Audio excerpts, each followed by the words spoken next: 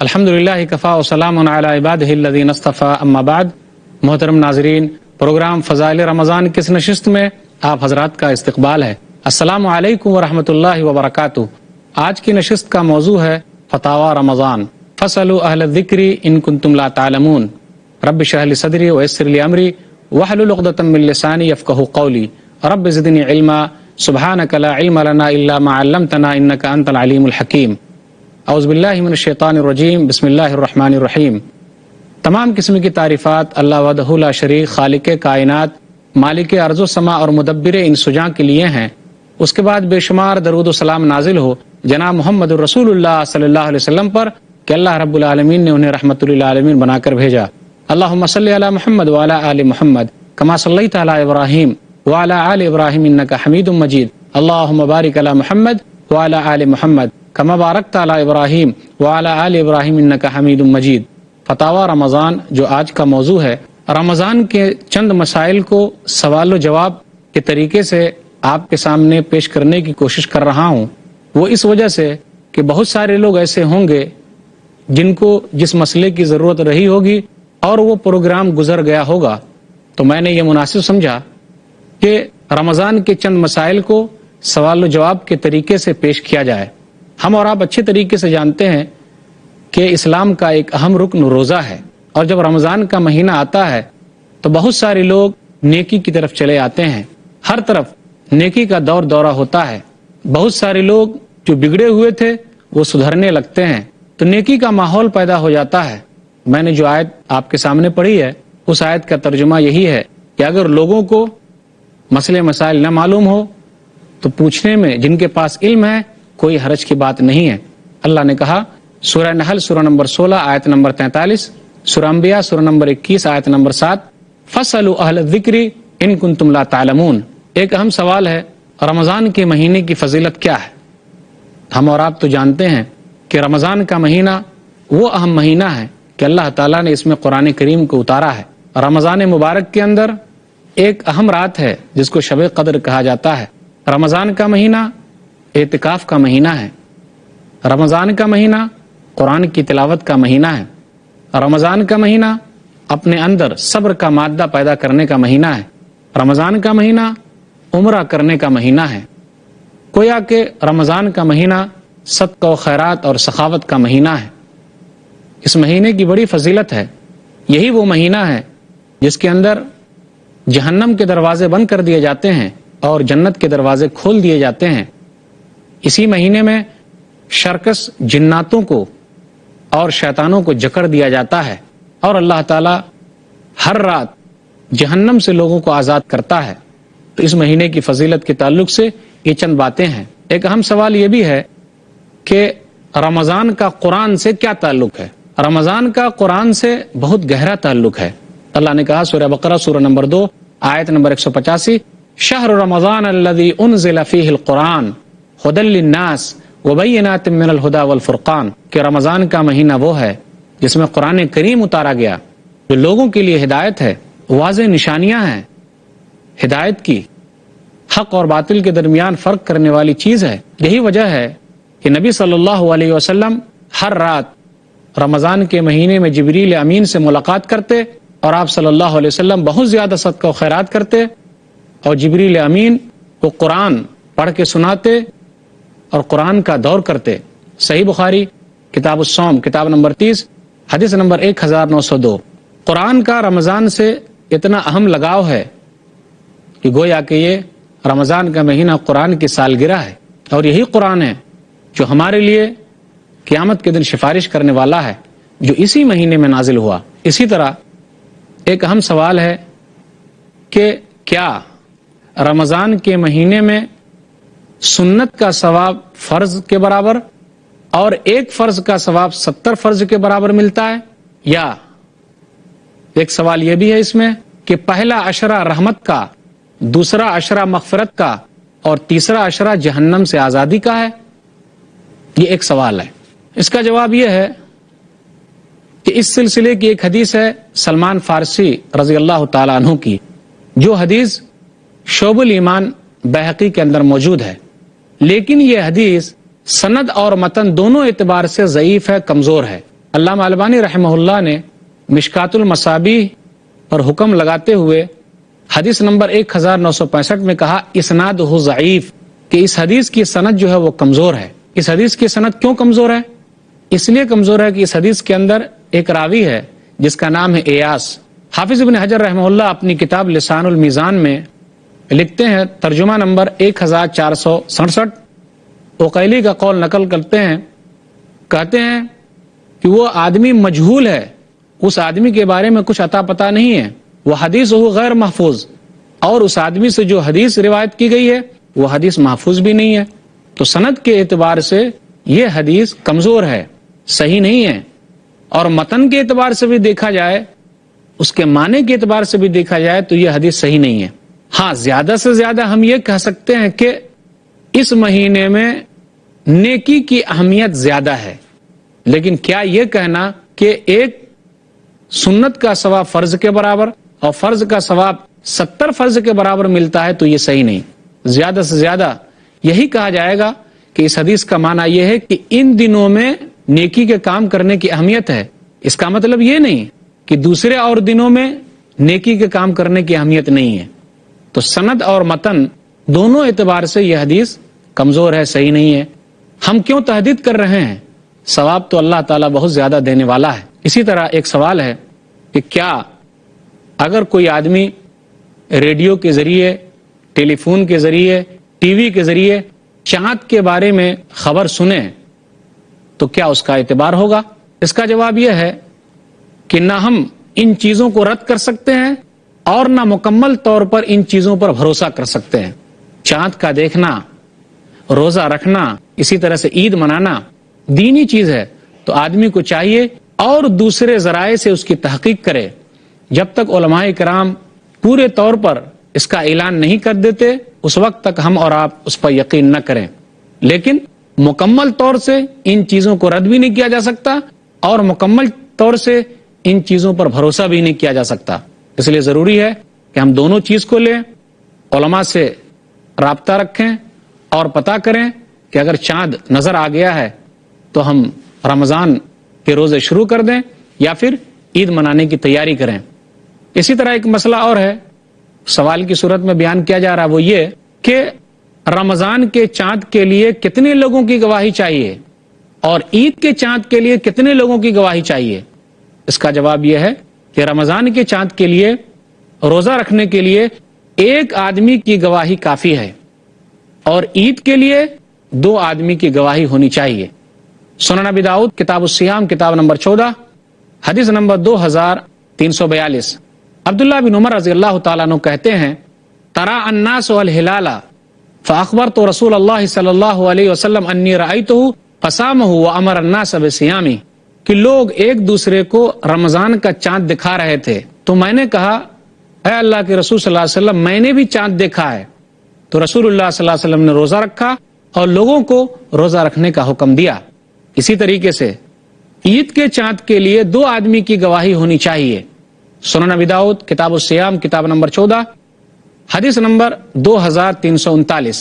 ربی بن حراش کہتے ہیں ایک صحابی کے حوالے سے کہ اس صحابی نے کہا رضی اللہ تعالیٰ عنہ، اختلف الناس فی آخر یوم من رمضان فقدم اعرابیان فشہد عند النبی صلی اللہ علیہ وسلم باللہ فحل الہلال امس عشیہ فامر الناس ان یفطروا وان یغدوا الی مصلاہم۔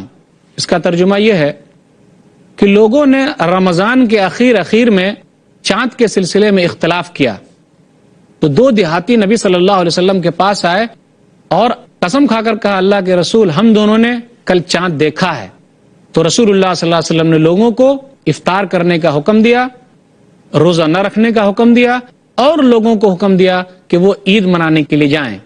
تو اس سے پتا چلا کہ رمضان کے لیے 1 آدمی کی گواہی اور عید منانے کے لیے 2 آدمی کی گواہی ہونی چاہیے۔ ایک اہم سوال ہے کہ کیا پوری دنیا کا ایک چاند نہیں ہو سکتا تاکہ اتحاد و اتفاق برقرار رہے؟ اس کا جواب یہ ہے ایسا نہیں ہو سکتا، اس لیے کہ چاند مختلف جگہوں سے نکلتا ہے، اس کے مطالع الگ الگ ہیں، اس کی رویت الگ الگ ہے۔ ایک حدیث ہے صحیح مسلم کتاب الصیام کتاب نمبر 13 باب نمبر 5، ام الفضل بنت حارث نے قریب رحمہ اللہ کو بھیجا. کہاں بھیجا؟ ملک شام بھیجا, سیریا بھیجا, معاویہ رضی اللہ تعالیٰ عنہ کے پاس. جب وہ معاویہ رضی اللہ تعالیٰ عنہ کے پاس پہنچے اور اپنے کام سے فارغ ہو گئے, اسی درمیان میں رمضان کا چاند وہاں نظر آیا. تو لوگوں نے رمضان کے چاند کو جمعہ کے دن دیکھا, معاویہ رضی اللہ تعالیٰ عنہ نے بھی دیکھا. جب وہ اس مہینے کے اخیر میں مدینہ پہنچے تو عبداللہ بن عباس رضی اللہ تعالیٰ عنہ نے کہا کہ تم لوگوں نے چاند کب دیکھا؟ تو قریب نے کہا کہ ہم لوگوں نے چاند ملک شام میں سیریا کے اندر جمعہ کے دن دیکھا ہے. کہا اور بھی لوگوں نے دیکھا؟ کہا معاویہ رضی اللہ تعالیٰ عنہ نے بھی دیکھا ہے, جو ملک شام کے امیر ہیں, انہوں نے بھی روزہ رکھا, لوگوں نے بھی روزہ رکھا. عبداللہ بن عباس رضی اللہ تعالیٰ عنہ نے کہا کہ ہم لوگوں نے چاند سنیچر کے دن, سیٹرڈے کے دن, ہفتے کے دن دیکھا ہے, اس لیے ہم لوگ چاند دیکھ لیں گے یا پھر 30 دن پورا کریں گے. تو قریب نے کہا کہ کیا معاویہ رضی اللہ تعالیٰ عنہ کا چاند دیکھنا اور ان کا روزہ رکھنا ہم لوگوں کے لیے دلیل نہیں ہے؟ کیا آپ لوگوں کے لیے دلیل نہیں ہے؟ تو انہوں نے کیا کہا؟ لا ہاکذا امرنا رسول اللہ صلی اللہ علیہ وسلم. کہا نہیں, اسی طریقے سے ہم کو رسول اللہ صلی اللہ علیہ وسلم نے حکم دیا ہے کہ چاند کو دیکھنا ہے اور دیکھنے پر ہی روزہ رکھنا ہے یا دیکھنے سے ہی روزہ کو چھوڑ دینا ہے اور عید منانا ہے. محترم ناظرین, موضوع فتاوی رمضان, اس پر گفتگو ہوتی رہے گی. انشاءاللہ پھر ملیں گے چھوٹے سے وقفے کے بعد. محترم ناظرین, السلام علیکم ورحمۃ اللہ وبرکاتہ. دوبارہ آپ کا استقبال ہے پروگرام فضائل رمضان میں. موضوع ہے فتاوی رمضان. ایک حدیث ہے صحیح مسلم کتاب الصیام کتاب نمبر 13 باب نمبر 5. ام الفضل بنت حارث نے قریب رحمہ اللہ کو بھیجا. کہاں بھیجا؟ ملک شام بھیجا, سیریا بھیجا, معاویہ رضی اللہ تعالیٰ عنہ کے پاس. جب وہ معاویہ رضی اللہ تعالیٰ عنہ کے پاس پہنچے اور اپنے کام سے فارغ ہو گئے, اسی درمیان میں رمضان کا چاند وہاں نظر آیا. تو لوگوں نے رمضان کے چاند کو جمعہ کے دن دیکھا, معاویہ رضی اللہ تعالیٰ عنہ نے بھی دیکھا. جب وہ اس مہینے کے اخیر میں مدینہ پہنچے تو عبداللہ بن عباس رضی اللہ تعالیٰ عنہ نے کہا کہ تم لوگوں نے چاند کب دیکھا؟ تو قریب نے کہا کہ ہم لوگوں نے چاند ملک شام میں سیریا کے اندر جمعہ کے دن دیکھا ہے. کہا اور بھی لوگوں نے دیکھا؟ کہا معاویہ رضی اللہ تعالیٰ عنہ نے بھی دیکھا ہے, جو ملک شام کے امیر ہیں, انہوں نے بھی روزہ رکھا, لوگوں نے بھی روزہ رکھا. عبداللہ بن عباس رضی اللہ تعالیٰ عنہ نے کہا کہ ہم لوگوں نے چاند سنیچر کے دن, سیٹرڈے کے دن, ہفتے کے دن دیکھا ہے, اس لیے ہم لوگ چاند دیکھ لیں گے یا پھر 30 دن پورا کریں گے. تو قریب نے کہا کہ کیا معاویہ رضی اللہ تعالیٰ عنہ کا چاند دیکھنا اور ان کا روزہ رکھنا ہم لوگوں کے لیے دلیل نہیں ہے؟ کیا آپ لوگوں کے لیے دلیل نہیں ہے؟ تو انہوں نے کیا کہا؟ لا ہاکذا امرنا رسول اللہ صلی اللہ علیہ وسلم. کہا نہیں, اسی طریقے سے ہم کو رسول اللہ صلی اللہ علیہ وسلم نے حکم دیا ہے کہ چاند کو دیکھنا ہے اور دیکھنے پر ہی روزہ رکھنا ہے یا دیکھنے سے ہی روزہ کو چھوڑ دینا ہے اور عید منانا ہے. اسی طرح ایک اہم سوال ہے, بہت سارے ملک ایسے ہیں جہاں دن 20 گھنٹے کا ہوتا ہے, 18 گھنٹے کا ہوتا ہے اور رات بالکل چھوٹی ہوتی ہے. کبھی کبھی ایسا بھی ہوتا ہے کہ رات لمبی ہوتی ہے اور دن چھوٹا ہوتا ہے, اور کبھی کبھی ایسا بھی ہوتا ہے کہ بہت ساری جگہوں پر 6 مہینے تک دن ہی دن ہے اور بہت ساری جگہوں پر 6 مہینے تک رات ہی رات ہے. تو ایسے لوگ کیسے روزہ رکھیں گے؟ ایسے لوگ کیسے نماز ادا کریں گے؟ یہ ایک اہم سوال ہے. اس کا جواب یہ ہے کہ جس ملک کے اندر 24 گھنٹے دن اور رات ملا کر ہوتے ہیں, چاہے دن 18 گھنٹے کا ہو یا 20 گھنٹے کا ہو, وہاں کے لوگوں کو 18 اور 20 گھنٹہ دن میں روزہ رکھنا ہے, جہاں 24 گھنٹے کا دن اور رات ہے. اسی طریقے سے جہاں 6 مہینے رات ہے اور 6 مہینے دن ہے, جیسے گرین لینڈ وغیرہ ہے, تو وہاں کے لوگ قریبی ملک کے اعتبار سے نماز پڑھیں گے, روزہ رکھیں گے, سحری کریں گے اور افطار کریں گے. دلیل کیا ہے؟ صحیح مسلم کتاب الفتن کتاب نمبر 52 باب نمبر 20 حدیث نمبر 2938 کہ نبی صلی اللہ علیہ وسلم نے ارشاد فرمایا کہ دجال دنیا کے اندر 40 دن رہے گا. نبی صلی اللہ علیہ وسلم نے کہا یومن کسنتن و یومن کشہرن و یومن کجمعتن وسائر ایامہ کایامکم. دجال جو ہے وہ زمین پر 40 دن رہے گا, ایک دن 1 سال کے برابر, ایک دن 1 مہینے کے برابر اور ایک دن 1 ہفتے کے برابر ہوگا, اور تمام ایام جو ہے تمام دن تمہارے دن کی طرح ہوگا۔ ایک صحابی نے کہا یا رسول اللہ ھذا الیوم الذی کسنۃ اتکفینا فیہ صلاۃ یوم، اللہ کے رسول یہ بتلائیے کہ جو ایک دن ایک سال کے برابر ہوگا، کیا ایک دن کی نماز پڑھنا کافی ہے؟ تو اللہ کے رسول صلی اللہ علیہ وسلم نے کیا کہا؟ لا اقدروا لہ قدرہ، نہیں بلکہ اس کا اندازہ کر کے نماز پڑھو۔ تو ایسے لوگوں کے لیے جہاں 6 مہینے رات ہے 6 مہینے دن ہے، تو وہ لوگ سحری اور افطاری اور نماز اپنے قریبی ملک کے حساب سے کریں گے اور اس دن کا اندازہ لگا کر ایسا کام کریں گے۔ اسی طرح ایک اہم سوال یہ ہے کہ بہت سارے غیر مسلم حضرات رمضان کے مہینے میں روزہ رکھتے ہیں اور کئی سال سے روزہ رکھ رہے ہیں۔ بہت ساری عورتیں مسلمان نہیں ہیں لیکن روزہ رکھتی ہیں، بہت سارے مرد روزہ رکھتے ہیں۔ آخر کیا ان کو بھی ثواب ملے گا؟ ان کے روزے کا کیا حکم ہے؟ اس کا جواب یہ ہے کہ عبادت قبول ہونے کے لیے ایمان شرط ہے، تو ہمارے اور آپ کے لیے ضروری ہے کہ ان لوگوں کو اسلام کی دعوت دیں، اسلام کی طرف بلائیں۔ اگر وہ لوگ مسلمان نہیں ہوتے ہیں، اسلام قبول نہیں کرتے ہیں، تو ان نیک کاموں کا ان کو کچھ فائدہ ہونے والا نہیں ہے، کیونکہ اللہ کے نزدیک اگر کوئی دین پسندیدہ ہے تو وہ دین اسلام ہے۔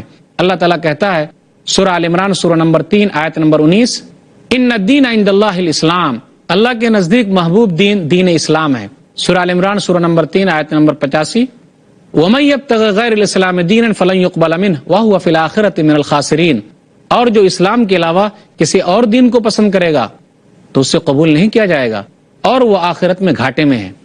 تو ایسے لوگوں کو حکمت کے ساتھ اسلام کی دعوت دے، اگر وہ اسلام قبول کر لیتے ہیں تو ان نیک کاموں کا ثواب انشاءاللہ انہیں ضرور ملے گا جو اسلام سے پہلے رکھے ہوئے ہیں۔ اس لیے ہم اور آپ ان کے لیے دعا بھی کریں کہ اللہ تعالیٰ انہیں اسلام کی توفیق دے۔ اسی طرح ایک اہم سوال ہے کہ بچے لوگ جو روزہ رکھتے ہیں اس کا فائدہ کیا ان کے ماں باپ کو بھی ہو سکتا ہے؟ اس کا جواب یہ ہے کہ بچے کے اوپر روزہ فرض نہیں ہے، لیکن اگر وہ لوگ روزہ رکھتے ہیں تو اس کا ثواب ان کو بھی ملے گا اور ان کے ماں باپ کو بھی ملے گا۔ آپ یاد کیجئے عمر رضی اللہ تعالیٰ عنہ کے اس قول کو کہ وہ ایک شرابی کو ڈانٹتے ہوئے یہ کہہ رہے تھے، صحیح بخاری کتاب الصوم کتاب نمبر 30 باب نمبر 47 باب صوم الصبیان، وَيْلَكْ وَصِبْيَانُنَا صِيَامٌ فَضَرَبَهُ، کہا تیرے لیے ہلاکت و بربادی ہو، ہمارے چھوٹے چھوٹے بچے روزہ رکھے ہوئے ہیں، فَضَرَبَهُ، تو اس کو مارا۔ تو چھوٹے چھوٹے بچے کو ابھارنا چاہیے تاکہ وہ بچپن ہی سے روزہ رکھنے کے عادی ہو جائیں۔ اسی طرح ایک اہم سوال یہ ہے کہ کیا فرض روزہ رکھنے کے لیے بیوی کے لیے ضروری ہے کہ وہ اپنے شوہر سے اجازت حاصل کرے؟ اس کا جواب یہ ہے کہ نہیں، فرض روزہ رکھنے کے لیے اسے شوہر سے اجازت لینے کی ضرورت نہیں ہے، ہاں نفلی روزہ رکھنے کے لیے اجازت لینے کی ضرورت ہے۔ صحیح بخاری کتاب النکاح کتاب نمبر 67 حدیث نمبر 5192، لا تصوم المرأة وبالها شاہد الا باذنہ، کہ عورت روزہ نہ رکھے کب؟ جب اس کا شوہر حاضر رہے، ہاں اس کی اجازت کے ساتھ، جب وہ اجازت دے تو وہ روزہ رکھے۔ تو یہ نفلی روزے کی بات ہو رہی ہے، رمضان کے فرض روزے کی بات نہیں ہے اس حدیث کے اندر، اس لیے جو لوگ شک پیدا کرنا چاہ رہے ہیں ان کا پیدا کرنا صحیح نہیں ہے۔ اسی طرح ایک اہم سوال ہے کہ بہت سارے لوگ رمضان کے دنوں میں گرمی کے موسم میں گرم جگہ پر روزہ رکھے ہوئے ہیں اور کام کرتے ہیں، مثال کے طور پر آگ کی بھٹی کے پاس کام کر رہے ہیں، تو کیا ان لوگوں کے لیے کوئی گنجائش ہے؟ جواب اس کا یہ ہے کہ ایسے لوگوں کو چاہیے کہ رمضان کے دنوں میں چھٹی کر لیں، یا ایسے لوگوں کو چاہیے کہ رمضان کے دنوں میں کوئی اور کام کریں، اس کے باوجود بھی اگر کوئی کام نہیں ملتا تو ایسے لوگوں کے لیے ہے کہ وہ بعد میں روزہ پورا کرے، جو روزہ اس کا قضا ہو جائے گا چھوٹ جائے گا بعد میں پورا کرے۔ لیکن ایسا بھی نہیں ہو سکتا کیونکہ سال بھر تو ان کو وہی کام کرنا ہے اور اسی کام میں لگے رہنا ہے۔ تو کچھ علماء کی رائے یہ ہے، تمام علماء کی رائے نہیں، کچھ علماء کی رائے یہ ہے کہ اس کے بدلے وہ ایک مسکین کو کھانا کھلا دے، مگر اس سے ہوگا کیا کہ ہم چور دروازے کو کھول سکتے ہیں، اس کو بند کرنا چاہیے۔ اگر آدمی کو رمضان کے دنوں میں سخت محنت کرنی پڑتی ہے تو اسے چاہیے کہ اس دنوں چھٹی لے لے، سال بھر میں رمضان کے دنوں میں چھٹی کر لے تاکہ وہ روزہ رکھ سکے۔ اسی طرح ایک اہم سوال ہے روزے کے تعلق سے کہ نیت کب کیا جائے؟ روزے میں نیت رات ہی میں کرنی چاہیے، فرض روزے کی نیت رات ہی میں ہونی چاہیے۔ سنن ترمذی کتاب الصوم کتاب نمبر 6 حدیث نمبر 730، من لم یجمع الصیام قبل الفجر فلا صیام لہ، جس نے رات میں روزے کی نیت نہیں کی تو اس کا روزہ نہیں ہوگا، یا آدمی رمضان کے شروع ہی میں پورے روزے کی نیت کر لے۔ اسی طرح ایک اہم سوال ہے کہ افطاری جلدی کی جائے یا لیٹ کی جائے۔ افطاری جلدی کرنا بہتر ہے، فائدے کی چیز ہے۔ نبی صلی اللہ علیہ وسلم نے ارشاد فرمایا، صحیح مسلم کتاب الصیام کتاب نمبر 13 حدیث نمبر 1098، لا یزال الناس بخیر ما عجلوا الفطر، لوگ ہمیشہ بھلائی میں رہیں گے جب تک وہ جلدی افطار کریں گے۔ ایک اہم سوال یہ ہے کہ لوگ رمضان کے روزے سے بچنے کے لیے سفر پہ چلے جاتے ہیں، اکثر ایسے مالدار لوگ کرتے ہیں۔ اگر وہ لوگ اس نیت سے سفر کر رہے ہیں تو ان کا اس نیت سے سفر کرنا صحیح نہیں ہے، لیکن اگر وہ واقعی صحیح سفر پہ جا رہے ہیں تو کوئی حرج کی بات نہیں، اللہ تعالیٰ نے ان کو چھوٹ دیا ہے کہ وہ بعد میں روزے پورا کرے، جیسے سورہ بقرہ سورہ نمبر 2 آیت نمبر 184 اور آیت نمبر 185، فمن کان منکم مریضا او علی سفر فعدۃ من ایام اخر ومن کان مریضا او علی سفر فعدۃ من ایام اخر، اگر کوئی بیمار ہے اور کوئی مسافر ہے تو اس کے لیے رخصت ہے کہ بعد میں روزہ پورا کرے۔ اسی طرح ایک اہم سوال یہ ہے کہ افطار پارٹی کا کیا حکم ہے؟ جو سیاسی پارٹیاں افطار پارٹی کرتی ہیں اور لوگوں کو افطاری کی دعوت دیتی ہیں تو کیا اس میں شریک ہونا چاہیے یا نہیں ہونا چاہیے؟ اگر وہاں حرام کام نہ ہوتا ہو، اسلام کا یا اس کے دوسرے اور چیزوں کا ارکان کا مذاق نہ اڑایا جاتا ہو تو وہاں جانا بہتر ہے، تاکہ ہم اسلام کی حقانیت ان تک واضح کر سکیں اور اسلام کے بارے میں ان کو بتا سکیں۔ لیکن بہت ساری جگہوں پر کیا ہوتا ہے کہ لوگ ٹوپی پہننے اور پہنانے ہی میں لگے رہتے ہیں تاکہ وہ اخبار کی زینت بنے، اور بہت سارے لوگ افطاری پہلے ہی شروع کر دیتے ہیں کیونکہ وہاں غیر مسلموں کو دعوت دی گئی ہے اور جو لوگ روزہ نہیں رکھے ہیں ان کو دعوت دی گئی ہے۔ اس لیے اگر اسلام کا مذاق اڑایا جاتا ہو تو ایسی جگہ پہ نہیں جانا چاہیے۔ تو یہ چند سوالات تھے جو میں نے جوابات کے ساتھ آپ کے سامنے اللہ کی توفیق سے رکھا ہے۔ اللہ تعالیٰ سے دعا ہے کہ اللہ تعالیٰ ہم لوگوں کو کتاب و سنت پر چلنے کی توفیق دے، آمین۔ وآخر دعوانا الحمدللہ رب العالمین وصلی اللہ علی نبینا محمد وآلہ وصحبہ اجمعین، والسلام علیکم ورحمۃ اللہ وبرکاتہ۔